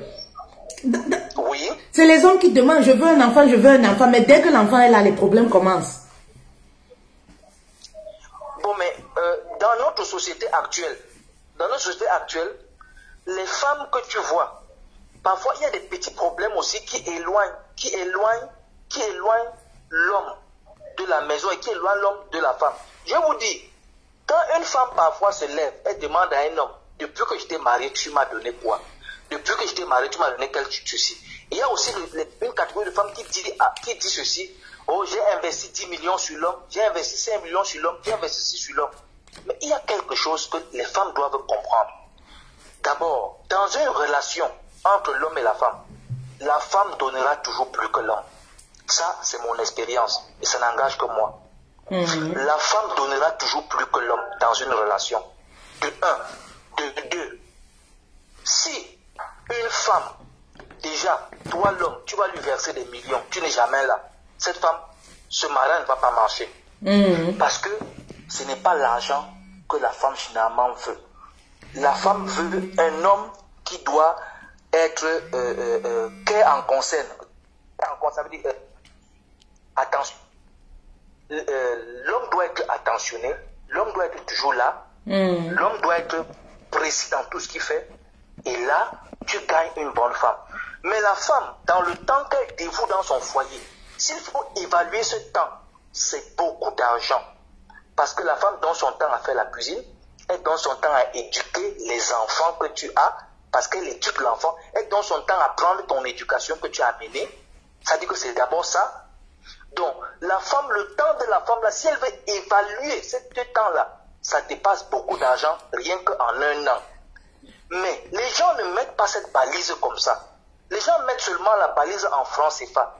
Et il y a une autre chose qui est aussi importante, c'est que quand une femme va voir un homme, si l'homme-là ne te rééduque pas, parce que c'est la rééducation au départ, un homme ne te rééduque pas, c'est qu'il ne veut pas te garder. Ça, je vous le dis sincèrement. Je dis juste ça, l'homme doit te rééduquer au départ, parce que il te prépare à entrer dans sa famille. Ce n'est pas lui qui entre dans ta famille, mais c'est toi qui entres dans sa famille. Il te rééduque. Si un homme ne prend pas le temps de te rééduquer, ça veut dire qu'il ne veut pas te garder. C'est tout. En tout cas, merci beaucoup. Allô? Oui, je vous écoute et on vous écoute très bien. Oui. En ce moment-là, tu dois déjà comprendre ta position. Parce que tout ce que tu fais, il ne se plaint pas, il ne s'inquiète pas. Et j'ai encore suivi un de tes débats où généralement, la femme dit ceci, qu'il ne me parle plus, il garde le silence, ceci, il ne me dit rien. Mais il y a aussi tellement de choses à faire, parce que quand la femme cherche à espionner son mari, la causerie n'est pas l'espionnage. Parce que beaucoup de femmes cherchent à causer avec le mari pour l'espionner. Ça, je suis d'accord avec toi. C'est très dangereux. Pour espionner. Oui. Parce que l'homme reste un mystère. L'homme doit rester un mystère dans la maison. Il doit se faire comprendre, mais il doit rester... Il y a toujours quelque chose qui est un mystère, de façon que c'est ça qui va te permettre à chercher à découvrir, qui va te permettre toujours de le regarder comme un aimant, ou bien comme un diamant, ou bien comme une brillance. Donc, dès que tu pénètres dedans, ça veut dire que tu as connu son fond. En ce moment-là, le mystère n'existe plus et le mariage se fragmente. Et je dis toujours à ces femmes de pouvoir garder leur place, de garder la femme que tu... Si la femme... Et par exemple, quand on envoie les enfants à l'école, on envoie beaucoup plus les garçons à l'école. C'est très faux. On doit envoyer plus les femmes à l'école. Les femmes doivent être plus éduquées que les pays où les femmes ont reçu d'éducation supérieure, comme l'Inde, où les femmes sont beaucoup plus ingénieurs, architectes, docteurs. Le pays se développe. Quand vous regardez le Nigeria, c'est la même chose. Quand vous regardez certains d'autres pays, comme le Rwanda, qui se lève, c'est la même chose. C'est la femme qui éduque, même le garçon que je suis. Le garçon que je suis qui peut garder une femme avec tellement de difficultés, c'est parce que j'ai une maman qui a reçu une éducation d'institutrice à l'époque et qui a reçu une éducation dans sa famille, dont le père aussi était un cadre. Si vous voulez appelez après le monsieur, non? Allemand et la langue locale. Appelez après le monsieur, je ne peux pas couper. Donc, si la femme n'a pas une bonne éducation, la société se fragmente. Tout à fait. Se fragmente. Le couple se détruit. Tout à fait. C'est la femme qui est le maillon, qui est la matrice du foyer. C'est la femme qui est la matrice du foyer, qui est le noyau, pardon. Qui est le noyau. Pour que les gens comprennent bien. C'est la femme qui est le noyau du foyer. L'argent que l'homme donne là, ce n'est rien. Hein? L'argent que l'homme donne, ce n'est rien dans un foyer. Ce n'est rien du tout. C'est l'aptitude à la femme à pouvoir consacrer son temps à être stratège. Tu ne peux pas devenir président de la République si tu n'as pas une femme vraiment calée et stratège. Tu ne peux pas être un bon homme de Dieu, un très bon pasteur, un bon serviteur de Dieu si tu n'as pas une femme déjà imprégnée à 100% et qui a une très bonne éducation. Bonjour mon master coach. Bonjour, le mentor de mon mentor. Il y a le master coach Darcy Ongandaga. Tu connais le monsieur? Allô? Oui, allô? Oui, je disais, je ne vous coupe pas, hein, je parlais aux gens, c'est pas évident. Je fais le live. Je parlais aux reines et aux rois sur les réseaux. Je disais, il y a le monsieur, le master coach Darcy. Je ne sais pas si vous le connaissez. Non. Voilà. Qui disait merci, que vous donnez les bons conseils, que je dois souvent vous inviter. Ouais, merci beaucoup. Gloire à Dieu. Gloire à Dieu. Gloire à Dieu. Ok. Donc pour conclure, on va essayer de conclure avec le monsieur. Non, ça fait longtemps que le monsieur parle. Ah! Ça fait longtemps qu'il parle. Il faut laisser le monsieur aussi se reposer. Oui. Voilà. Pour conclure alors, qu'est-ce qu'on donne comme conseil pour conclure aux femmes, les femmes qui ont plusieurs enfants, voilà, qui sont bloquées, voilà, spirituellement. Oui. Ce que je donne comme femme, comme conseil à ces femmes, c'est d'abord de s'adhérer sur tes enseignements, sur ta page d'enseignement, parce que j'ai vu que tu as lancé un séminaire. Une formation. Il faut qu'elle s'adhère parce que activer la grâce du mariage. Je dis ça, oui. Je dis devant tout le monde, je ne te connais pas. Je t'ai connu sur la page. Comme je lis tes pages, les problèmes que tu dégages. J'ai même accroché ton message sur ma page Facebook qui a duré. J'ai collé un de tes coups de gueule sur ma page. Ça a fait peut-être 2 mois. Merci avant beaucoup. que j'ai enlevé. J'ai accroché parce que ton coup de gueule était très très magnifique et très important. Ce qui fait que je t'ai adopté. Pourquoi? Parce que je sais que ce que tu fais, c'est pour le développement d'une nation et d'un continent et des familles. Ce n'est pas un petit travail. Je demanderai à toutes ces femmes d'abord de s'inscrire à ce séminaire, d'écouter. Parce qu'on ne devient pas chauffeur sans permis de conduire. Et pour avoir un permis de conduire, on a besoin d'un moniteur expérimenté parce que tu as fait un autre coup de gueule sur ta vie. Comment tu as fait ta vie avant le mariage? Moi, j'ai tout écouté. Donc, en ce moment, ça veut dire que quelque part, tu as traversé toutes ces choses-là. Tu es bien placé pour les expliquer comment ça a fait, comment le paludisme l'a fait sur eux. J'essaie de qualifier ça comme un paludisme. Comment ça fait sur eux? En ce moment-là, elles vont comprendre. Il n'y a pas plus de conseils qui est là comme c'est un suivi qu'elles doivent faire. Ce n'est pas un jeu. Elles aussi, elles ont droit de sucer au bonheur. Elles ont droit au bonheur parce que un homme et une femme dans la maison le soir, c'est un bonheur énorme. Elles ont droit à ça. Ça parce qu'elles ont fait 5 enfants. Que non, c'est fini pour elles. Non, faites attention. Les enfants là, c'est un avantage. Ce n'est pas un défaut, c'est un avantage. Un homme, l'homme qui est approprié suivant son comportement entre dans cette maison-là, les enfants là seront un avantage de bonheur pour elle et pour cet homme. Amen. Donc, amen. Je demande donc à ces femmes de pouvoir écouter constamment les coups de gueule que tu fais, même si ça leur blesse. Parce qu'il y a des choses que tu dis qui leur blessent, mais c'est la vérité. Elles ne veulent pas entendre ça, c'est la vérité. Elles doivent écouter. Tu ne peux pas traiter une blessure si tu n'as pas pris l'alcool, le coton, envoyé dans la plaie, tourner ça. Le patient crie, tu tournes pour désinfecter. Tu ne peux pas soigner cette blessure, c'est impossible. Donc elles doivent savoir laisser leur blessure, ouvrir leur blessure pour qu'on nettoie, pour qu'elles se soignent. C'est ce que je veux leur dire. Qu'elles fassent cela, elles vont voir qu'elles auront, c'est les hommes qui vont courir derrière elles. Même comme elles ont 5 enfants. Ouais, je l'ai dit. Qui n'est pas content de se coucher à la maison, un enfant va lui chercher l'eau à boire, un enfant va au supermarché, l'autre le conduit. Peut-être pour l'amener à l'hôpital. Et il sait que les enfants, si là, j'ai trouvé cette femme avec les enfants, si. Et regarde comment les enfants s'occupent de moi. Quel est l'homme qui ne sera pas heureux? Il sera heureux. Donc les enfants là n'est pas un défaut, c'est un avantage. C'est là où je veux m'arrêter. Merci beaucoup. En tout cas, merci pour votre disponibilité pour moi. Merci beaucoup. Merci beaucoup. Merci beaucoup. Vraiment, merci beaucoup. Merci beaucoup. Comme les reines vous sollicitent, je ne manquerai pas si j'ai besoin de revenir vers vous. Merci beaucoup pour votre témoignage qui a été très édifiant. Je ne vais pas vous prendre votre temps, assez de temps. Voilà. Très bon samedi à vous. Merci beaucoup. Vraiment, big up à toi, Fidèle, big up, et tiens bon, continue le travail, parce que le travail que tu fais, c'est éloigné du travail des autres qui ont constaté le travail dans le clash. Tu es éloigné de ce travail, tu fais un travail de bâtisseur, donc continue, vraiment nous allons tous te soutenir, moi je suis ouvert, à chaque fois que tu m'appelles, je peux donner ma contribution et mon expérience pour édifier les autres. Merci beaucoup. Je suis prêt, je suis ouvert. Je remercie et gloire à Dieu surtout. Merci beaucoup. Merci. Merci, ça me va dans le cœur, ça me touche. Merci beaucoup. Merci. Merci pour mes reines. Les reines vous disent merci. Merci. Voilà. Allô?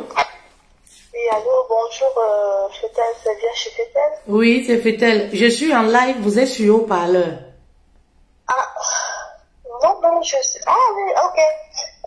Je voulais vous demander de fermer le pot chez sonné.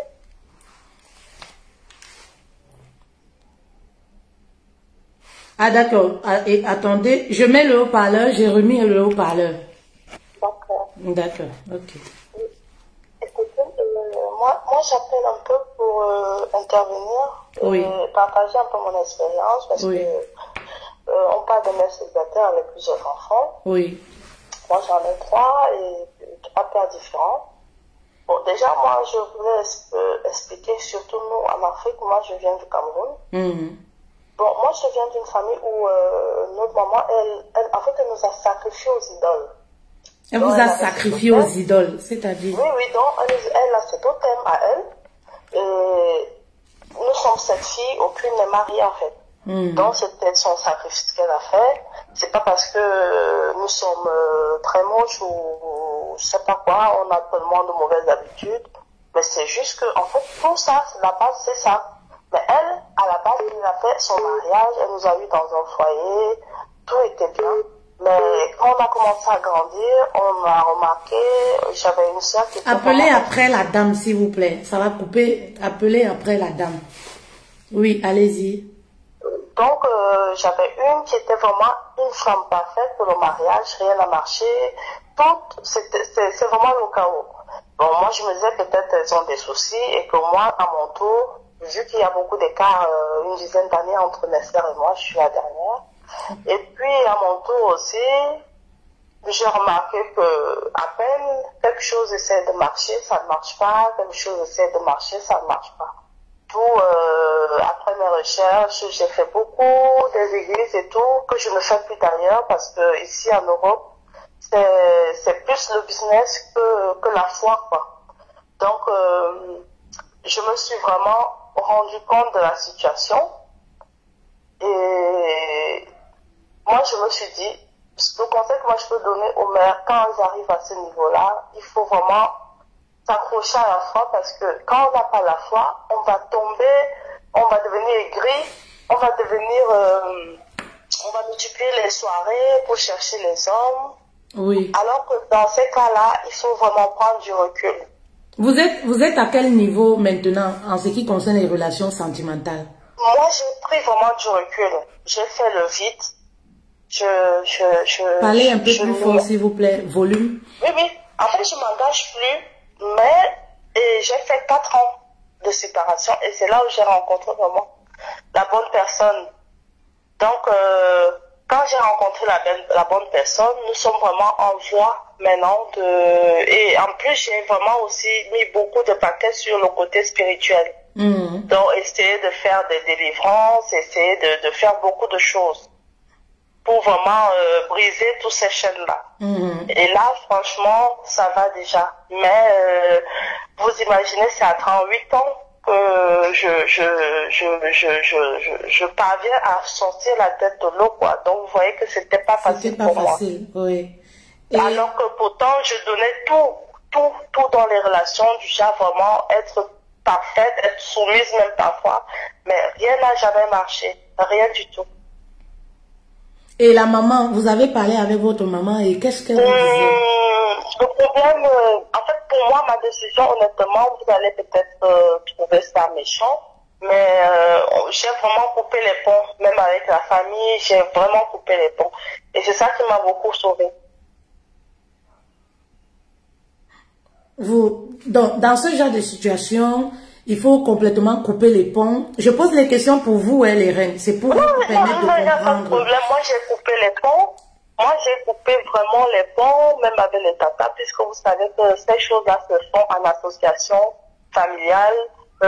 dans leur réunion, tel va donner tel sacrifice pour sa famille d'enfants, tel va donner tel sacrifice.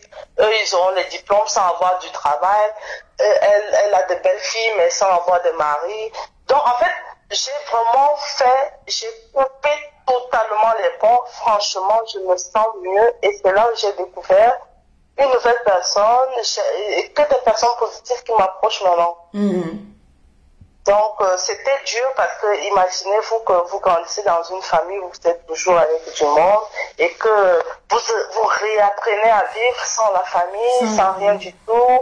Et moi, en fait, ce qui m'a beaucoup choqué, c'est que j'ai vu les enfants, mes nièces, avec qui on avait des écarts de 8 ans, faire encore des enfants seuls. En fait, la malédiction a continué même avec les nièces et j'étais choquée de voir que notre maman, elle ne faisait rien pour stopper cela. Elle nous a jamais appelé un jour pour dire voilà, mes filles, venez, on va prier pour que Dieu puisse rompre ce sang ou bien quoi que ce soit. Est-ce que les mamans elles-mêmes savent de quoi il est question? Parce que parfois elles-mêmes elles ont vécu ça et est-ce qu'elles savent de quoi il est question? Oui, parce que elle a eu un bon mariage, ses cousines directes se sont mariées, mais la chaîne s'est stoppée à son niveau en fait. Puisque, en fait, le souci en Afrique, c'est quand vous reprenez la relève des totems, il faut prononcer des paroles. Il faut sacrifier, c'est à vous de dire telle ou telle partie de votre vie, vous allez sacrifier. C'est ça le problème. Et si elle a eu à prononcer les paroles que, bon, voilà, moi, je vous remets, vous, les totems, je vous remets le mariage de mes filles. C'est comme ça. C'est ça le problème. Et la parole, elle est déjà partie. Et même à chaque fois qu'on a essayé de faire des réunions pour l'inviter à prier pour que Dieu nous aide, elle a toujours refusé. Elle a toujours dit qu'elle prie dans sa chambre. Elle n'a pas besoin de preuves pour prier avec nous, en fait. Donc, une façon de dire, moi, mon expérience personnelle, à chaque fois que ces femmes se retrouvent mères seules et tout, où il faut poser la question à la maman ou au papa. C'est les deux parents qui sont en général, généralement responsables de nos soucis. Tout à fait. Il n'y a pas que la tante, il n'y a pas que c'est l'oncle, non, ils ne connaissent rien. C'est les parents qui sont à l'origine. Parfois, vous avez une très belle femme qui a tellement de bonnes habitudes que vous ne comprenez pas pourquoi elle est seule.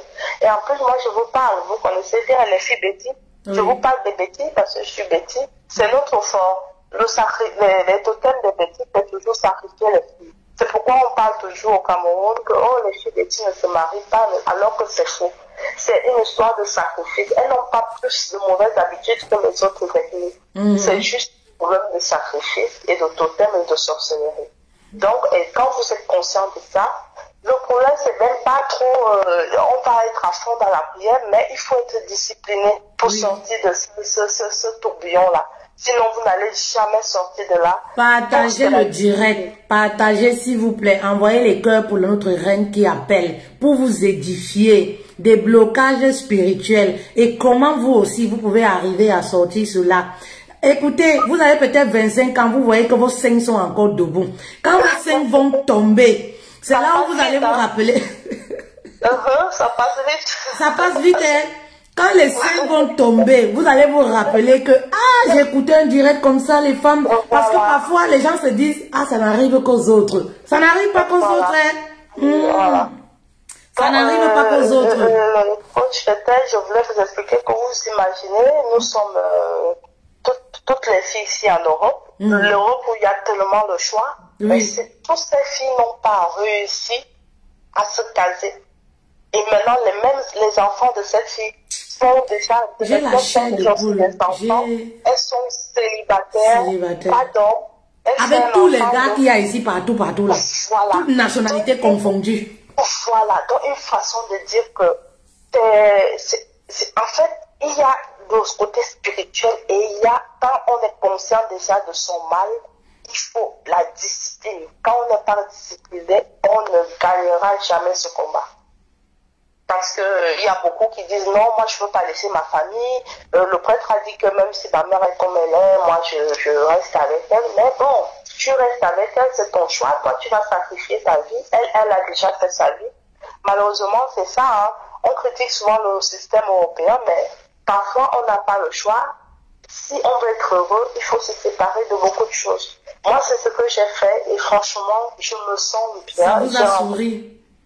Une très belle personne et je vis vraiment. Certes, j'aurais aimé vivre ce bonheur avec ma famille, mais malheureusement, je ne peux pas parce que je sais qu'ils sont... Maman, quand tu as le genre de bonheur là, comme tu as appelé, ça tombe bien. On peut se tutoyer, non, marraine? Je n'ai pas de problème, monsieur, c'est pareil. Quand tu as le genre de bonheur là, et que tu sais que tu viens des familles où il y a des blocages spirituels, maman, c'est bouche cousue. Même à ta cousine, tu ne dis pas. C'est bouche cousue. Voilà.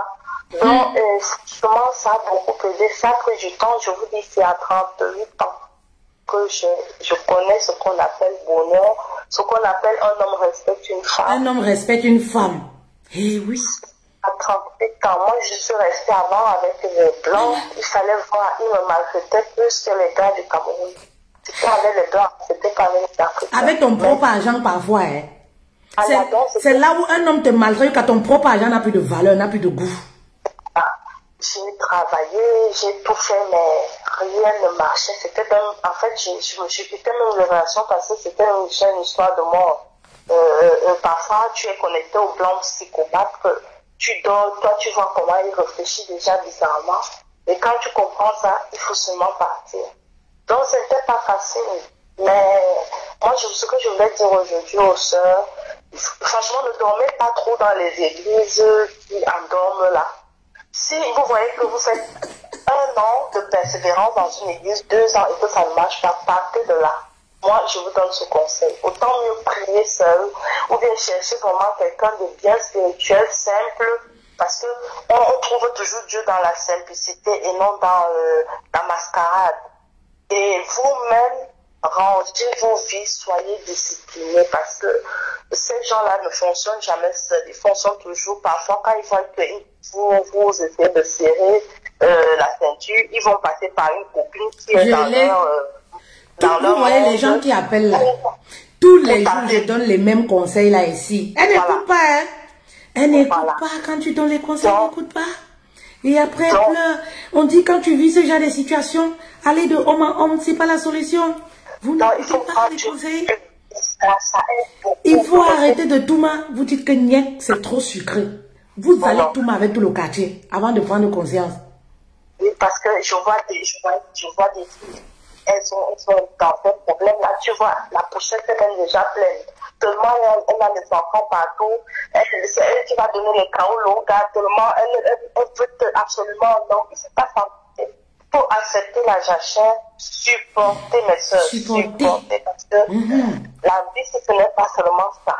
Accepter la jachère, accepter les épreuves. Parce que moi, j'ai accepté les épreuves. Je faisais tout genre de boulot pourvu que j'ai de quoi manger. Je ne regardais pas que non, il faut que l'on me donne.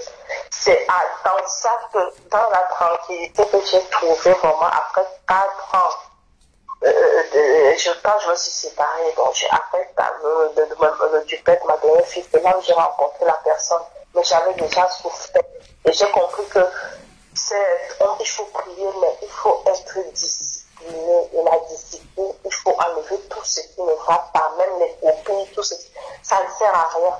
C'est Dieu seul qui est la solution et la discipline. Donc, c'est pour ça que je appelais pour essayer aussi de faire partager mon expérience. Merci beaucoup. Avec les autres. Merci beaucoup. Merci beaucoup, Marie. Merci beaucoup. Bonne journée. Merci, merci, merci. Bon courage et beaucoup de bonheur. Que Dieu vous bénisse. Beaucoup de bonheur. Hi. Hi, hi, hi, hi, hi. Hi. Je vous dis tous les jours ici, là. On donne les conseils. Vous ne voulez pas écouter les blocages spirituels. Ça vient des familles, même des hommes avec qui tu couches.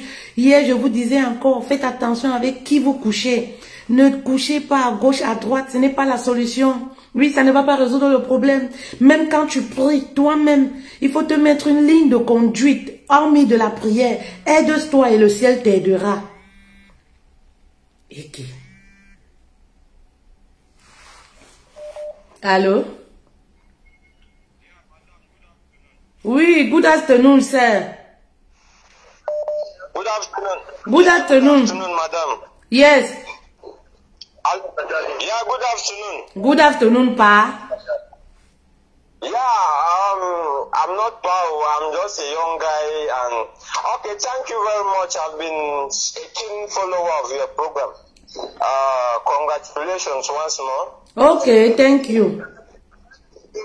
I'm Kevin. I'm calling right from Bonanjo. Yes. Okay, I like the title of your live this afternoon. C'est où tu? I love the title, le titre. J'aime le titre cette après-midi que tu as. J'ai vu son titre cette. Donc tu parles même le français. Hein?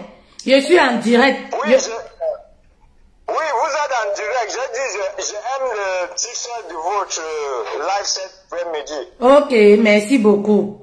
Merci beaucoup. Oui, moi je voulais contribuer, oui. Et avant ça, quand je suis au boulot, je suis toujours ton live. Ok, merci beaucoup. Merci, Pa. Tu peux... Yes, mon contribution, c'est cette... Je veux contribuer pour dire qu'il faut conserver votre fille. La vie est risquée, ce n'est plus comme c'était avant, à l'époque de notre faux parents. Moi, je suis anglophone, oui, mais vous savoir, c'est ce que moi je parle. Beaucoup aiment, beaucoup commencent. Au départ, ils ne disent pas la vérité. Au premier rendez-vous, il faut dire la vérité face à face à cette fille. Mais les filles sont implantées le cœur plutôt pour l'argent maintenant. Quand ils voient un genre, au premier rendez-vous, le gars n'est pas, c'est ce qu'il estime. Peut-être, il peut avoir le iPhone et tout ça, il part, il bat. C'est comme ça, ça commence. Mais il n'oublie pas que c'est un gars, il peut agrandir avec lui. Et puis, à la fin, ils vont réussir ensemble et c'est comme ça, il va réussir. Mais au premier rendez-vous, il dit non, le gars n'est pas ce genre, je peux sortir ou je peux faire la vie avec lui. C'est comme ça, ça commence. Aussi, ce que je voulais ajouter, c'est que c'est Dieu qui donne le bon mari aujourd'hui. Quand on base les choses matérielles, c'est comme ça. Tout plaide aussi. C'est comme un jambo. Tu peux, un pari foot, tu peux aller jouer, explorer, à gagner plus et tout plaide. Oui, c'est ça. C'est ce que moi je voulais vous dire parce que beaucoup de nos filles, ils ne peuvent pas travailler ensemble avec toi tant qu'ils voient que tu es en train de grandir. Est-ce que tu l'aimes franchement? C'est-à-dire, ne base pas le amour que non. Je aime tel. Tant que lui, il n'est pas, mais je peux, en plus, travailler énorme avec lui pour qu'on réussisse. On peut cheminer ensemble et puis le lendemain peut être le meilleur pour nous.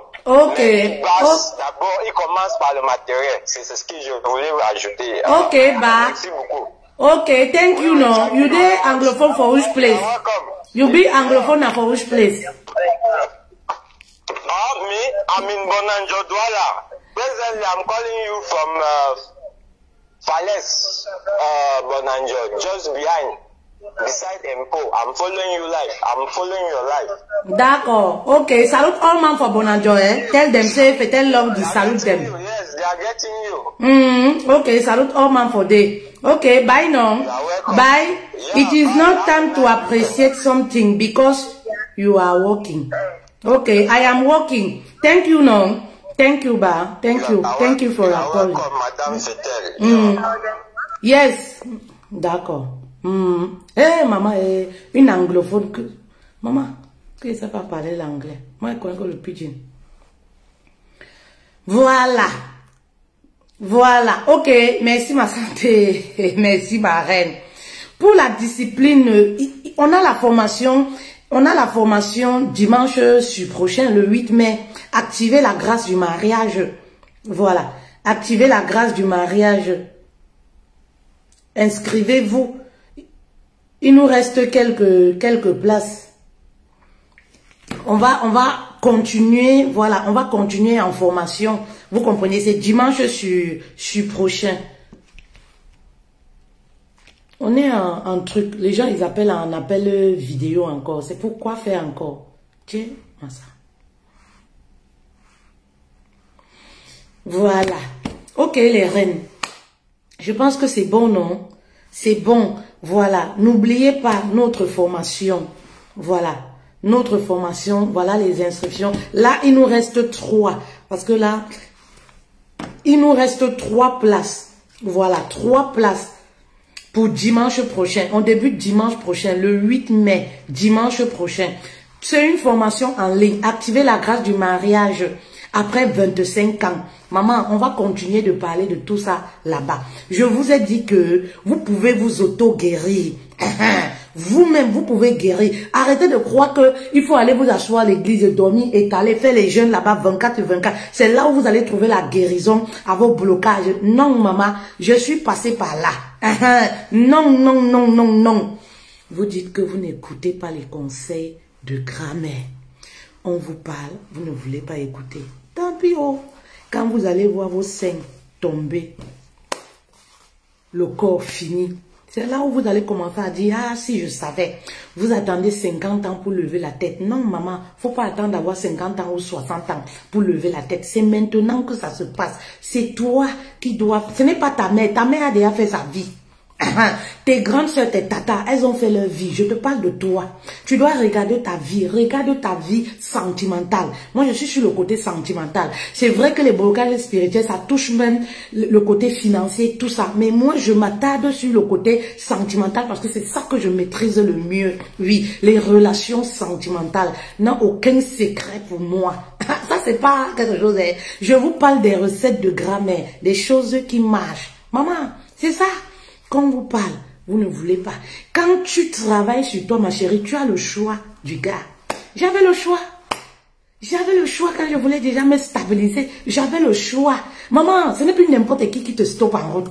Bah oui, quand ces choses-là quittent ta vie, c'est là où toi-même, tu commences à dire que, hey, un homme pouvait me respecter. C'est pas la rigolade. Un homme pouvait me respecter. Un homme pouvait pleurer aussi pour moi. Tu voyais ça que dans les films. Tu voyais ça que chez d'autres filles. Tu voyais ça que dans les films. Tu voyais qu'à la télé, qu'un homme peut rester aussi pleurer pour une femme. Mais quand tu travailles sur toi, ma chérie, c'est là où tu comprends que, hey, un homme peut aussi rester pleurer pour moi.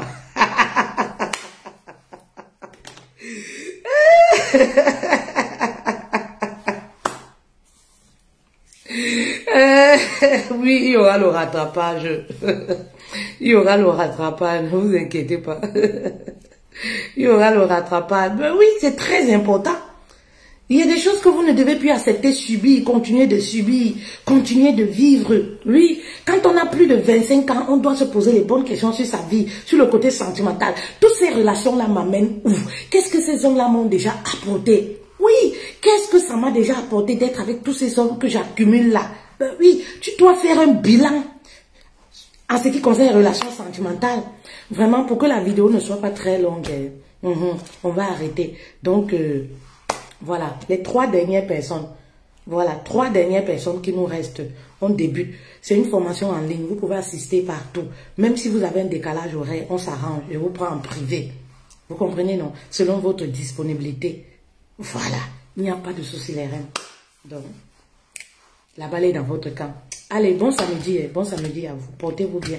Je vous aime beaucoup. Portez-vous bien. Ça va aller, les reines. Pour les mamans solo, là. Ça va aller. Ça va aller. Dieu va faire. Merci beaucoup, hein. Merci beaucoup.